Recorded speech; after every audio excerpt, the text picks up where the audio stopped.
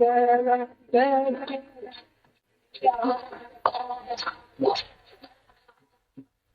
राम जय राम जय जय राम। श्री सद्गुरुदेव भगवान की अमृतवाणी को जन जन तक पहुंचाने में सहयोग करें। अधिक से अधिक जनमानस श्री करा बिहारी सरकार यूट्यूब चैनल से जुड़े और सभी इस अमृतमय बानी का लाभ प्राप्त करें। जय श्री सीताराम, जय जय श्री राधे श्याम। श्री सद्गुरुदेव भगवान की अमृतवाणी को जन जन तक पहुंचाने में सहयोग करें। अधिक से अधिक जनमानस श्री करा बिहारी सरकार यूट्यूब चैनल से जुड़े और सभी इस अमृतमय बानी का लाभ प्राप्त करें। जय श्री सीताराम, जय जय श्री राधे श्याम। बोलो श्री राम श्री हनुमंत सर्व संतन बोलो श्री गुरुदेव जय जय जय जय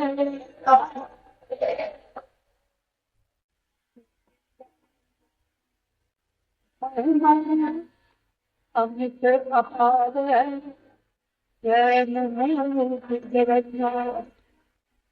सब जगत के हाथ है, सब जगह। आज श्री जगन्नाथ जी का रथ यात्रा का महोत्सव बड़े विशाल रूप से हुआ। श्री जगन्नाथ जी में लाखों आदमी की भीड़। ये प्रेम मूर्ति अवतार है। श्री नारद जी आए, रुक्मिणी सत्यभामा 8 पतरानी 16,100 रानी श्री नारद जी के पीछे पड़ गई। हमारे उद्धार का कोई उपाय। नारद जी बोले कि आज आप सबको कथा सुना देंगे, परंतु पुरुष एक ना आने पाए, सब कथा कहेंगे। सुभद्रा जी को दरवाजे पर बैठा ला, कोई पुरुष ना आने पाए। श्री राधा तत्व की कथा श्री नारद जी ने प्रारंभ की। श्री राधा जी के प्रेम की वो प्रधानता कि वो प्रगति से परे प्रेम। प्रगति ये कहत गदाधर कैसे बने, उते महिमा अमित इते बुद्ध थोड़ी। प्रगति से परे है। श्री राधा तत्व की कथा प्रारंभ हुई। श्री बलराम और श्याम दोनों भैया आ गए। मना कर दिया भीतर नहीं था, बहन हमें भी राधा तत्व की कथा सुन लेने दो। ये सौभाग्य फिर कब प्राप्त होगा। इस समय श्री नारद जी अपने पूर्ण हृदय को लगाकर श्री राधा रानी के प्रेम का वर्णन कर रहे हैं। का पता लग गया था, कल हम चुपचाप, तुम बीच में रहो, हम दोनों भैया इधर उधर। श्याम बलराम बैठ गए, बीच में सुभद्रा बहन। कथा प्रारंभ हुई। श्री राधा जी के प्रेम की कथा सुनकर श्याम सुंदर के सब शरीर में प्रेम का संचार हो गया। प्रेम की विजय वैजयंती पताका फहराई तो उनके प्रेम के कारण कोमलियां टपकी। यहाँ तक के आधा हाथ सब पानी होकर के बह गया। एकदम सुभद्रा जी ने देखा, चीतकार रोने लगी। कथा बंद, सब रानी महारानी आ गई, हाहाकार मच गया। श्याम सुंदर आंख खोली, अरे बहन क्यों प्रेम में बाधा कर दी। कहा भैया ये क्या हो गया। कोई बात नहीं, आज बहन मेरा सर्वांग जल तक तो प्रेम तत्व होकर बह जाता, पर आज तूने बाधा कर दी। पर अच्छा है। इधर उधर देखा, दोनों हाथ निकल आए और कहा कि ये मेरा दोनों हाथ कटा हुआ प्रेमावतार जगन्नाथ जी के रूप में प्रकट होगा और प्राणियों का कल्याण करेगा। इसीलिए श्री जगन्नाथ जी में भगवान के दोनों हाथ आधे ही आधे हैं, प्रेमावतार है। तो ये हम सब जग के हाथ हैं और जग सब उनके हाथ। वो जगन्नाथ है, हम सब जगत के हाथों में बिक रहे हैं। कहीं किसी का सहारा, कहीं किसी का सहारा, परंतु वो जगत सब उनके हाथ में। उनका जिनने आश्रय दिया, पाप संतापों से संतप्त माना, प्रभु की कृपा को प्राप्त कर लेते हैं। प्रेमियों ने सुना होगा, जिस समय श्री नरसिंह जी नानी बाई का भाग पढ़ने को गए, भगवान भक्त की रक्षा करने में सदा तत्पर है, तत्परता में कोई देर नहीं है, परंतु थोड़ी भक्तों से अटपटी बातें सुनने में उन्हें बड़ा सुख मिलता है। देर हुई, समझे, तमाम गाली गलौज करे, नानी बाई तेरे बाप पर देने को नहीं था, क्यों यहाँ आया, और 16 सूरदास ले आया, और हमारा खर्चा बढ़ाने के लिए बाबाओं को लेकर आ गया अंधों को। नानी बाई आंसू बहे, रो रो करके पिता से कहा, पिताजी ऐसे ऐसे सास कहती है, बेटी घबराओ मत, जाओ अपनी सास से कहना चिट्ठी लिख दे, जो जो सामान चाहिए सब लिख दे, कोई बाकी न रहने पाए। जाकर के सब लिखा लाई, उसने बड़े दानी हो गए हैं और सबको देंगे बात, लिखो सब गांव के नाम, स्त्री बाल बच्चे सब गांव के नाम, हजारों नाम लिखा दिए, सबको आभूषण वस्त्र देना चाहिए। नानी बाई को फिर लौट आया कि कोई और रह गया हो तो जाओ फिर लिखवा लाओ। तो बड़ी भारी रोग में आकर ऐसे वो दानी है, ताल कूटा भिख मंगा और कहते और लिखवा लाओ, लिख दो 2 पत्थर, 2 पत्थर और सोने और चांदी के, सब लिख करके चिट्ठी नरसिंह जी के पास आ गई। भगवान के आने में देर, तब नरसिंह जी ने भगवान से कहा कि आज क्यों देर कर रहे हो। भगवान मैं जानता हूं कि आप कृपा करते हो, परंतु इतनी अनाकानी में बहुत ही कठिनाई पड़ रही है, साधु भूखे पड़े हुए हैं, कहीं और जाके रोटी बनाते, भगवान को भूख लगता है, अब समझे यह अपमान कर रही है और आप इतनी देर कर रहे हो। तब नरसिंह जी ने व्यंग शब्दों में भगवान को और उल्टी सीधी कहना शुरू कर दिया। क्यों भगवान वेद स्तुति करने वाले लाखों विद्वान सब रोज स्तुति होती है वेद मंत्रों के द्वारा, पर ये तो कोई बिरलाई भक्त होता है जो भगवान को खरी खोटी सुनाए। नरसिंह जी कहने लगे, ये जी मारा नटवर नागरिया भगतारे क्यों नहीं आए, भक्त के लिए नटवर नागर क्यों देर कर रहे हो। अब उन्हें एक फहरिस्त बताई और कहने लगे कि धना भगत की प्रीत पुरवली, जाको खेत में पायो, गेहूं साधा को बाटे और बिना बीज निपट जायो, भगता के क्यों नहीं आयो। धन्ना भगत क्या नातेदार थे तुम्हारे, कि उनके यहाँ बिना बीज के गेहूं तैयार किए, कंकड़ बो दिए थे। धन्ना भगत साधु सेवा करे, घर में कुछ नहीं, कर्जा बढ़ गया, जैसे तैसे मन भर गेहूं बीज के लिए लाए, साधु आ गए, कुछ बेच बात भी शक्कर महात्माओं को पूरी हलवा करके भोजन करा दिया। अब बीज कहाँ से मिलेगा, कोई देगा नहीं बोला। बस भगवान का नाम चिंतन करने लगे। भगवत नाम चिंता मिटाने की अचूक दवा है। बैल लेकर के गए, खेत को जोता है और कंकड़ फेंक दिए। कोई बोला कि क्या कर रहे हो धन्ना भगत, क्यों बैलों को परेशान। भाई घर मत कहना, 2-4 दिन निकल जाए तो अच्छा है, आप लोग दया करो, कोई घर मत कहना। हाथ जोड़ के घर चले आए। 4-6 दिन बाद कोई कोई गांव के आके बोले, धन्ना ऐसे गेहूं तो किसी के नहीं जमे, जो तुम्हारे खेत में गेहूं और अंकुर निकल आए हैं, गांव भर में नहीं। अब तो धन्ना देखने को गए, सब खेत हरा भरा गेहूं निकल आए हैं। फिर ऐसी फसल तैयार हुई धन्ना भगत की, गांव भर में किसी के ऐसे गेहूं नहीं। धन्ना जी को चिंता हो गई, चोर चोरी करेंगे, गेहूं काट ले जाएंगे। कोई नौकर होता तो बड़ा अच्छा था। भगवान भक्त मनोरथ पूर्ण का है, भक्त के मनोरथ को पूर्ण करते हैं।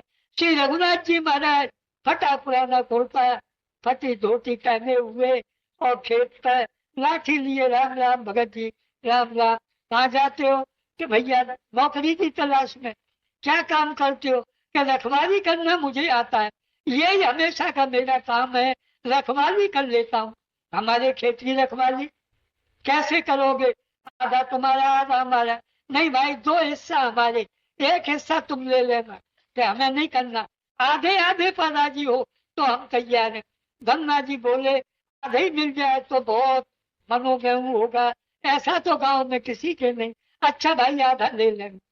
धन्ना भगत रोज मक्का की रोटी और साग लिया में एक बार भोजन करा दें, चोर में उधरी लाठी लिए खड़े कई रूप धारण कर ले, परंतु वो तो ऐसा पहरेदार आदमी चोर का है कि इसकी आंखों में नींद नहीं है, जिधर जाते हैं उधर ही लाठी लिए खड़ा रहता।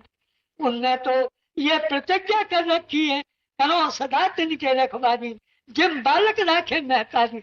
रखवाली का तत्पर है, सबसे बढ़िया बाल निकल आई, गेहूं पकड़ा है, एक दिन मेहमान आ गए, भोजन में विलंब हो गया, हलवा पूरी इत्यादि बना, भगवान सो गए, समय पे भोजन नहीं आया, धन्ना भगत लेकर के पहुंचे, आवाज लगाई प्रसाद पालो, तो अपना वो रूप जो देहाती रूप भूल गए और धनुष बाण लेके प्रकट हो गए। धन्ना चरणों में गिर पड़े, भगवान आपसे मैंने नौकरी करवाई, तो झट संभल के फटा कुर्ता फटी धोती फिर वैसे ही हो गए, महाराज ये अब मुझे नहीं कराना। हे भगत जी अब बताए लिए बिना नहीं जाएंगे, एन वक्त में मना करते हो, ये काहे की ईमानदारी है। हाँ भगवान आप पूरा ही ले लेना, परंतु आप भोजन करो। प्रसाद पाया, खेत काटा, गाय की, धन्ना भगत से कहा ताखरी पसेरी और बैलगाड़ी ले आओ, सब ताखरी पसेरी बैलगाड़ी लेने को गए, यहाँ देखा कोई नहीं, भगवान अंतर ध्यान हो गए, सब गेहूं भर के घर ले गए, भूसा ले गए। पंजाब में अकाल था, इतना गेहूं बढ़ गया कि जो साधु में सभी के लिए खूब चकाचक भोजन, जय जयकार होने लगी। आज नरसिंह जी कहते हैं धन्ना क्या तुम्हारा कोई नातेदार था कि उसके लिए बिना बीज के और फसल तैयार कर दी, या साधु भूखे पड़े हैं और सुनाई नहीं कर रहे हो। नामदेव थारो नानो लागे, जा घर छान छबा मार मुड़ा जो छाबन लागो, लक्ष्मी बंद खिंचारो रे। नामदेव क्या तुम्हारे नाना लगते थे कि जिनके छान बनाने को पहुंच गए। श्री नामदेव जी भगवान पंडरीनाथ पांडुरंग, पूना से 100 मील आगे मंदिर है, महाराष्ट्र का मुख्य क्षेत्र है। विठल भगवान पंडरीनाथ वो रात्रि को जागरण में चले गए, इधर घर में आग लग गई, 14 प्राणी घर में आग लग गई। भगवान ने ऐसी लीला की कि तमाम साहब की चारपाई बाहर कर दी, सोते रहे, किसी को पता ही नहीं, साहब बाहर। अब नामदेव जी जो आए सो देखा, सामान निकाल निकाल के, फिर माता है पत्नी दुनिया भाई रजाई भाई सामान निकालने लगी, और नामदेव जी जो सामान बाहर लो, पांडुरंग ऐसे भी ले लो, हे विठल ऐसे भी ले लो, सब फेंक फाक दिया, आग में सब झोंक दिया। माता और बहू और लड़के सब परेशान, अरे नामदेव ये क्या कर रहे हो, भगवान को अर्पण कर रहे हैं। क्या भगवान है, कहने लगे ये धुआं जो निकल रहा है मेघ श्याम घनश्याम है मेरे, और ये लपट जो उड़ रही है आपकी पीताम्बर लहरा है मेरे प्रभु का, और लो प्रभु और लो। नामदेव जी चले गए, घर के सोसा गए, भगवान को चिंता, विश्वकर्मा को बुलाया, सब सामान आ गया। भगवान लक्ष्मी जी से बोले, रुक्मिणी से, कि हम तो भक्त का काम करने जा रहे हैं, क्या काम करोगे, कि छप्पर बनाएंगे नामदेव का, तो हम भी चलेंगे। अरे आप ऊपर रहोगे, मैं नीचे से बंधन दूंगी। लक्ष्मी जी रुक्मिणी पहुंची, भगवान पहुंच गए, सब सामान इकट्ठा, बंधन देती गई। वो बंगला बना के तैयार, और सा लगाए, स्टेशनों पर चौड़े खप्पर ऐसे काट के खप्पर कोर्सा कहलाते हैं, सब बंगला तैयार। सुबह नामदेव जी गए, देखे हमारा घर जल गया, ये क्या है, किसका मकान, मां निकली, क्यों नामू, क्या सोचता है, किसका घर है बेटा? अपने घर है। नामदेव दौड़ के गए, प्रभु आपने मेरे पीछे इतना कष्ट क्यों उठाया? भगवान की हमेशा आंखें नीचे को रहती थी, पर उस दिन नामदेव आए, भगवान सामने देखने लगे। प्रभु आज सामने देख रहे हो, रोज नीचे आंखें। अरे नामदेव, मैं कुछ सेवा नहीं कर सका, मेरी आंख नीचे रहती थी, पर आज मैंने छप्पड़ बनाया तेरी सेवा की, अब मैं आंख मिलाने लायक हो गया। नामदेव रोते हुए घर को चली आई। आज नरसिंह जी कहते हैं, नामदेव कहते हैं तुम्हारे नाना थे कि जिनके आज छप्पड़ बनाने को और मुलाचा मार के और छाने को पहुंच गए। लक्ष्मी ने बंधन खिंचाए, परंतु बड़े आवेश में थे। फिर जोश में आके बोले, कबीर कहीं थारो काको लागे, जागर बालन लायो ने हार छुआरा, दाखोर मेवा विप्तल भोज जिमायो ने। कबीर क्या तुम्हारे काका लगते थे कि जिनके लिए बैलों के ऊपर और गौन भर भर के तमाम मेवा मिष्टान पकवान लेने के आ गए। श्री कबीर जी की महिमा बढ़ गई, काशी के विद्वानों को जन्म हो गई। हम वेदाचार्य, शास्त्रों के आचार्य, पुराणों के आचार्य, और ये अंगूठा टेक और जो कहता है कबीर बाबा कहाँ है, कबीर बाबा कहाँ है, बड़ी जलन। 100 गांव को चिट्ठी फाड़ दी, करोधनी बंधन होता है, सोमोती अमावस का, और दक्षिणा मिलेगी एक एक सोने की मोहर। 100 गांव को चिट्ठी दे दी। कबीर जी को पता नहीं, गंगा नहा आए, तमाम ब्राह्मण लोटा लिए बैठे, हाथ जोड़े, कैसे आए भगवान? कहने हंसी करते हो, 100 गांव का नोता है और दक्षिणा मिलेगी, करोधनी बंधन होता है। कबीर जी घबरा गए, हे प्रभु ये क्या सुन रहा हूँ? चुपचाप निकल के दूसरे रास्ते गंगा पार और एक गाड़ी में बैठकर भगवान का चिंतन करने लगे। भगवान को चिंता, श्री कबीर का रूप बना के आकर खड़े हो गए। रिद्धि सिद्धियों को आज्ञा, देवताओं को आज्ञा, मानव रूप होकर आ गए। कुबेर को आज्ञा, दक्षिणा की तैयारी करो, पान सुपारी सब। आज वो सोने की मोहर, 100 गांव के ब्राह्मण आ रहे हैं, दक्षिणा पा रहे हैं। कबीर जी हाथ जोड़े खड़े हैं। कुबेर सोने की मोहर, गोद के बच्चा को भी, काशी में हल्ला मच गया, सबको सोने की मोहरें मिल रही है। और ऐसे पदार्थ जो कभी देखे सुने नहीं, बड़े बड़े पदार्थ उत्तम पाने को मिल रहे हैं। आप काशी के विद्वान भी, एक बच्चा इधर, एक कदा पे, एक उंगली पकड़े, तमाम बच्चों को लेने के पहुंचे। भगवान हाथ जोड़े खड़े हैं, चरण धो रहे हैं, सबको भोजन, सोने की मोहर, सबके लिए दक्षिणा। कोई भी काशी में नहीं रहा, 100 गांव के ब्राह्मण भोजन कर गए। एक पत्तल में भगवान ने कबीर जी के लिए परोस कर झोपड़े में रख दिया और जाके कबीर जहाँ बैठे थे, रात्रि का समय, कबीर यहाँ क्यों बैठा है? आज कबीर के यहाँ बड़े चकाचक मार, यहाँ क्यों जा ना देख? अरे क्यों हंसी करते हो? कि देख सोने की मोहर मिली है, हम भी मार खा के आए हैं, कबीर बाबा के यहाँ जा। कबीर जी सोचे क्या सुन रहा हूँ, पर अंधेरा है, चलो। गंगा पार होकर कुटिया पे आए, चारों तरफ पुल्लड़ और पत्थरों के थे। भीतर गए, एक पत्थर में सर रखा, धन्यवाद देकर और प्रसाद पाया। सत्संगी लोग आए, कबीर बाबा ऐसा भंडारा तो भूतों में भविष्य की तक कभी किसी ने किया ही नहीं। सोने की मोहरें 100 गांव के ब्राह्मणों बच्चों को मिली, काशी के ब्राह्मणों बच्चों को मिली। प्रभु जाने, मुझे कोई पता नहीं, मैं तो झाड़ी में बैठकर उनका नाम ले रहा था, ये सब उनने किया कराया। आज नरसिंह जी को याद आई और कहने लगे, कबीर क्या तुम्हारा काका जी लगता था कि उसके लिए बैलों के ऊपर और तमाम गौने भर भर के माल ले आए, खूब पदार्थों का भोग लगवाया और दक्षिणाएं बांटी। यहाँ साधु भूखे बैठे हैं और अनाकानी कर रहे हो। सैन भगत थारो ससुरो लागे, जायत भेष बनाओगे, पतनी छुड़ाओ पेटी, नपको शीश समारोगे। मानोगर में सैन भगत हुए नाई, लंबा नाई। नरसिंह जी बोले, क्या सैन तुम्हारा ससुर लगता था कि जिसके लिए नाई बनकर पेटी मेटी डाल के कतरनी छुरा सब ले लिवा के और राजा की हजामत बनाई? द्वारका जी जा रहे थे, मानोगढ़ में पूछा इस गांव में कोई भगत है? बाजार के लोग बोले एक नंदा नाई है, वो ही साधु सेवा करता है। महात्मा पूछते चले। नंदा नाई आ गया, राजा की हजावत बनाने जा रहा था। लोगों ने कहा भगत जी महात्मा पूछ रहे हैं, दंडवत की आज्ञा, भगत बाबा जाएंगे, आज भोजन करेंगे, सुनाएंगे, कल सवेरे द्वारका चले जाएंगे। हाँ पधारो महाराज। घर लौट आए, ऐसे से पूरी हलवा साग माग बनवाया, स्नान करवाए, आसन लगवा दिया, साहब को भोजन कराए, चरण दबाए, शयन कराया। एक बाबा जी बोले भगत जी कहाँ जा रहे थे? तो राजा के बाल बनाने कि अब तो दिन के 2 बज गए, राजा नाराज होगा, कल नाराज होगा, निकाल देगा। सब तो नाराज होके चले जाते, लोग और परलोक दोनों बिगड़ जाते। अब जाके देख लूंगा। अरे जाओ भगत जी।